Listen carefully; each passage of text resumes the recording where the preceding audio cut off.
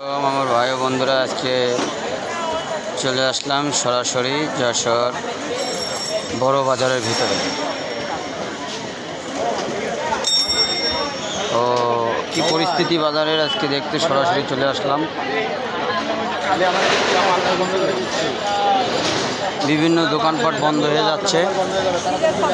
আমরা জেনেছি কয়েকদিন ধরে যে সরকারি বিভিন্ন প্রতিষ্ঠানকে বলেছে 7টা পর্যন্ত দোকানপাট খোলা রাখতে ও 6টা পর্যন্ত, এই 7টা পর্যন্ত দোকানপাট খোলা রাখতে। এখন সবাই আস্তে আস্তে দোকানপাট বন্ধ করে দিচ্ছে। এখন বাজারের কী পরিস্থিতি আমি আস্তে আস্তে আপনাদের দেখানোর চেষ্টা করব।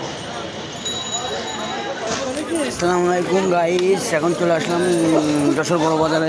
দেখতে পাচ্ছেন বিভিন্ন দোকানপাট বন্ধ হয়ে যাচ্ছে। লিবার্টি, যশোরের লিবার্টি, বিভিন্ন প্রতিষ্ঠান ও মার্কেট দেখতে পাচ্ছেন সব বন্ধ হয়ে যাচ্ছে।